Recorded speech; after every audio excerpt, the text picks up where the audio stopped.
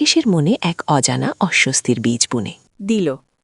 দুপুর গড়িয়ে বিকেল হল, কিন্তু মায়ের সেই অপলক দৃষ্টির রাকেশকে এক মুহূর্তের জন্য রেহাই দিল না। সে যখন নিজের ঘরে পোশাক বদলাতে গেল, দেখল মা দরজার আড়ালে দাঁড়িয়ে তাকেই দেখছেন। কোনো কথা নেই, শুধু এক অদ্ভুত মায়াবী দৃষ্টি। রাকেশের মনে প্রথমবার খটকা লাগল। এই যত্ন কি শুধুই মাতৃত্ব, নাকি এর আড়ালে অন্য কোনো ইঙ্গিত লুকিয়ে আছে? রাত তখন প্রায় 1:30। বাইরে ঝিঝি পোকার ডাক আর পুরনো কড়িকাঠের চুইচুই শব্দ ছাড়া আর কিছুই শোনা যাচ্ছে না। রাকেশ বিছানায় শুয়ে এপাশ ওপাশ করছে। হঠাৎ তার মনে হল ঘরের বাইরে কেউ হাঁটছে। অত্যন্ত সাবধানে সে উঠে গিয়ে দরজা খুলল। দেখল করিডরের আবছা আলোয় মা দাঁড়িয়ে আছেন, হাতে এক গ্লাস গরম দুধ। মা, এত রাতে আপনি ঘুমননি? রাকেশের কণ্ঠে ভয়ের আস্তরণ। সুলতা দেবী হাসেন। সেই হাসিটা অন্ধকারে কেমন যেন অলৌকিক শোনাল। তিনি ধীর পায়ে রাকেশের ঘরের ভেতরে ঢুকলেন। দুধের গ্লাসটা টেবিলের উপর রেখে তিনি রাকেশের বিছানার এক কোণে বসলেন। রাকেশ দাঁড়িয়ে রইল। মা তার শাড়ির আঁচল দিয়ে কপাল মুছলেন, যদিও সেখানে কোনো খাম ছিল না। তোর বাবাও ঠিক এভাবেই মাঝরাতে জেটে থাকত। আমি পাশে না বসলে ওর ঘুম আসত না। আজ তোরও ঘুম আসছে না, তাই না? মা কথাগুলো বলতে বলতে রাকেশের বালিশটা ঠিক করে দিলেন। রাকেশের মনে হল মায়ের প্রতিটি অঙ্গভঙ্গি, প্রতিটি নড়াচড়া যেন কোনো এক প্রাচীন নাটকের মহড়া। মা যখন ঘর থেকে বেরিয়ে যাচ্ছিলেন, দরজার কাছে থেমে একবার পিছন ফিরে তাকালেন। সেই দৃষ্টিতে ছিল এক গভীর আরতি, যা কোনো মা তার সন্তানের জন্য পোষণ করে কিনা রাকেশের জানা ছিল না। তার অবচেতন মন বারবার বলছিল, মা কি তাকে তার মৃত স্বামীর জায়গায় বসাতে চাইছেন? এই অস্বাভাবিক সান্নিধ্য রাকেশকে ওস্কে করে তুলল। পরদিন সকাল থেকে মায়ের আচরণ আরও রহস্যময় হয়ে উঠল। দুপুরে খাওয়ার পর মা জোড়াজোড়ি করলেন একটা পুরনো সিনেমা দেখার জন্য। ড্রয়িং রুমে বসে সিনেমা চলাকালীন মা সোফায় রাকেশের খুব কাছে এসে বসলেন। টিভির পর্দায় তখন এক যুগলের মিলন দৃশ্য।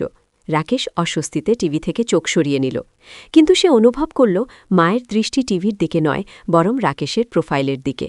হঠাৎ মা বলে উঠলেন, রাকেশ, তুই কি কখনো কাউকে খুব কনিথাদে ঘাবে বসেছিস? এমন ভালোবাসা যা সমাজ বোঝে না? রাকেশ চমকে উঠল। মা, এসব কি কথা? ভালোবাসা তো আর নিয়ম মানে না রে। রক্তমাংসের সম্পর্কের মধ্যে এক অদ্ভুত টান থাকে। মা রাকেশের কাঁধে আলতো করে হাত রাখলেন। সেই স্পর্শে কোনো শারীরিক কামনা ছিল কিনা রাকেশ জানে না, কিন্তু তার মনে হল তার মেরুদণ্ড বেয়ে একটা হিমেল স্রোত নেমে যাচ্ছে।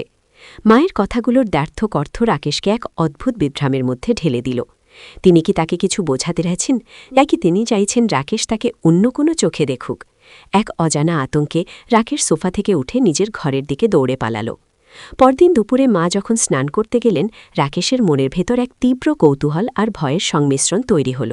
সে সোজা মায়ের ঘরে ঢুকল। ঘরটি পুরনো চন্দন আর ন্যাপথলিনের গন্ধে করছে। আলমারির ড্রয়ারটা টানতেই দেখল সেখানে তার বাবার অনেকগুলো ডায়েরি আর চিঠিপত্র, কিন্তু তার নিচে চাপা দেওয়া ছিল একটা মখমলের অ্যালবাম। রাকেশ বুক কাঁপানো উত্তেজনায় অ্যালবামটা খুলল।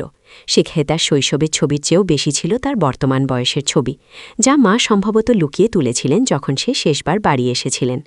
প্রতিটি ছবির নিচে ছোট ছোট চিরকুট লেখা। একটিতে লেখা ছিল, তুই ফিরে এলে মনে হয় সেই দিনগুলো ফিরে এসেছে, যখন একাকিত্ব আমাকে গ্রাস করেনি। তোর অবয়বে আমি তাকে খুঁজি। রাকেশের মাথায় রক্ত চড়ে গেল। তাকে বলতে, মা কাকে বোঝাচ্ছেন? তার মৃত বাবাকে নাকি অন্য কাউকে? কেন মা তার বর্তমান ছবিগুলো নিয়ে এভাবে পড়ে থাকেন? এমন সময় দরজায় ছায়া পড়ল। সুলতা দেবী ভেজা চুলে দাঁড়িয়ে আছেন। তার চোখে কোনো অপরাধ বোধ নেই, বরং এক অদ্ভুত প্রশান্তি। তিনি ধীর গলায় বললেন, ওগুলো আমার সম্পদ। রাকেশ, তুই কি ভয় পাচ্ছিস? রাকেশ উত্তর দিতে পারল না, শুধু অ্যালবামটা ফেলে দ্রুত ঘর থেকে বেরিয়ে গেল। রাত্রিবেলা ডাইনিং টেবিলের পরিবেশটা ছিল ভারী আর গুমোট। সুলতা দেবী আজ খুব পরিপাটি করে সেজেছেন। তার পরনে একটা নীল সিল্কের শাড়ি, যা বাবার খুব প্রিয় ছিল বলে রাকেশ শুনেছে। মোমবাতির আলোয় টেবিলটা সাজানো। রাকেশ বসতেই মাথার পাতে ইলিশ মাছের পেটি তুলে দিয়ে বললেন, আজ তোকে একদম রাজপুত্রের মতো লাগছে, ঠিক যেন তোর বাবার সেই যৌবনের ছবি। তুই জানিস তোর হাসির ভঙ্গিটা পর্যন্ত হুবহু ওর মতো। রাকেশ খেতে পারছিল না। মায়ের কণ্ঠস্বরে এক ধরনের আদিম মাদকতা ছিল। মা আবার বললেন, আমাদের এই বাড়িতে আমরা দুজন ছাড়া আর তো কেউ নেই। কেন আমরা অতীতকে ভুলে বর্তমানটাকে উপভোগ করি না? রাকেশের হাতের চামচটা পড়ে গেল। উপভোগ শব্দটা তার কানে সীসার মতো বিঁধল। সে মনে মনে ভাবল, মা কি তবে তাকে প্রেমের প্রস্তাব দিচ্ছেন? মা কি ভারসাম্য হারিয়ে ফেলেছেন? রাকেশ চিৎকার করে উঠতে চেয়েও পারল না। শুধু ঘৃণা আর আতঙ্কে টেবিল ছেড়ে নিজের ঘরে চলে গেল। বাইরে প্রবল বৃষ্টি শুরু হয়েছে। পুরনো জমিদার বাড়ির ছাদ থেকে জল পড়ার টুপটুপ শব্দ এক ভুতুরে পরিবেশ তৈরি করেছে।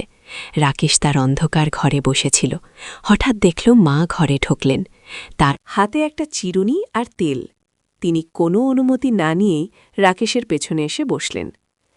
তোর চুলে জট পড়েছে রাকেশ, আয় একটু তেল মাখিয়ে বিলি কেটে দি।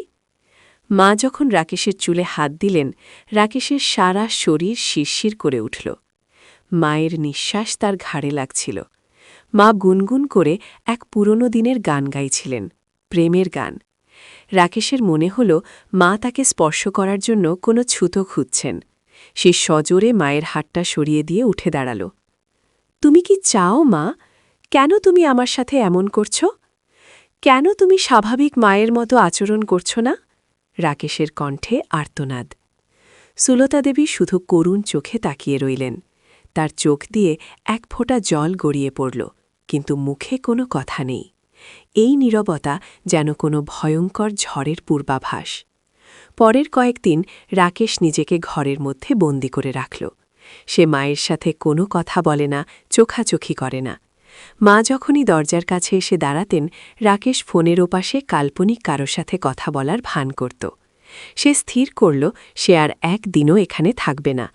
মায়ের এই অস্বাভাবিক ইঙ্গিত তাকে মানসিকভাবে পঙ্গু করে দিচ্ছে। সে ভাবল হয়তো মা একাকিত্ব থেকে বিকৃত কামনার শিকার হয়েছেন। এই ধারণাটা তাকে মায়ের প্রতি এক চরম তৃষ্ণায় ভরিয়ে দিল। সে মায়ের হাতের রান্না খাওয়া বন্ধ করে দিল। বাজার থেকে বিস্কুট আর শুকনো খাবার এনে দিন কাটাতে লাগল। মা দূর থেকে শুধু অশ্রুচল চোখে দেখতেন, কিন্তু কাছে আসার সাহস পেতেন না। রাকেশ যেদিন চলে যাওয়ার ব্যাগ গোছাচ্ছিল, ঠিক সেই ভোরে ডাইনিং রুম থেকে একটা ভারী কিছু পড়ার শব্দ এলো। সে দৌড়ে গিয়ে দেখল মা মেঝের ওপর পড়ে আছেন। তার মুখটা ফ্যাকাশে, ঠোঁটগুলো নীল হয়ে গেছে। রাকেশ ভয়ে স্তব্ধ হয়ে গেল। সে তৎক্ষণাৎ ডাক্তারকে ডাকল। হাসপাতালে নেওয়ার পথে মা শুলু একবার চোখ মেলে রাকেশের দিকে তাকালেন।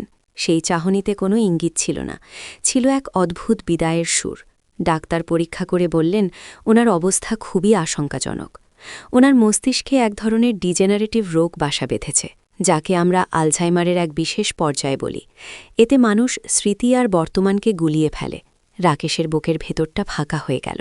সে কি তবে সব ভুল বুঝেছে? ডাক্তার রাকেশকে একটি ডায়েরি দিলেন, যা মায়ের হ্যান্ডব্যাগে ছিল। ডায়েরিটা খুলতেই রাকেশের চোখের সামনে সব ধোঁয়াশা পরিষ্কার হয়ে গেল। ডায়েরির শেষ পাতায় লেখা ছিল, রাকেশ, আমি জানি তুই আমাকে ভুল বুঝছিস। ডাক্তার বলেছেন আমার সময় শেষ, আমার স্মৃতিগুলো মুছে যাচ্ছে। আমি মাঝে মাঝে তোকে দেখলে তোর বাবার অবয়ব দেখি। আমি তোকে স্পর্শ করি শুধু এটা নিশ্চিত হতে যে আমার পরিবার এখনও বেঁচে আছে।